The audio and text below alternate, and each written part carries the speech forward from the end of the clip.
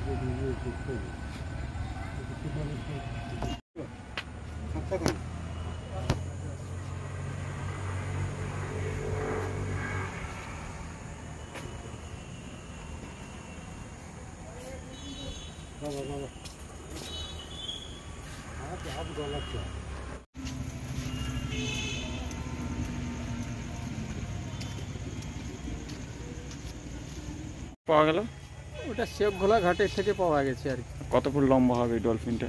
ওটা আপনার 4 foot 5 foot লম্বা আছে। কিভাবে মারা গেল কিছু জানা গেছে? না, এখন আমরা বুঝতে পারছি না।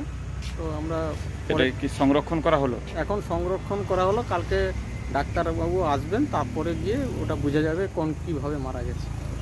এটা কি জন্য মারা যাচ্ছে বলে এখন কিছু বোঝা যাচ্ছে এখন না? আমরা বুঝতে পারছি না আর কি। কি নাম? আমার নাম সুকমল জানা, বন দপ্তরের কর্মী।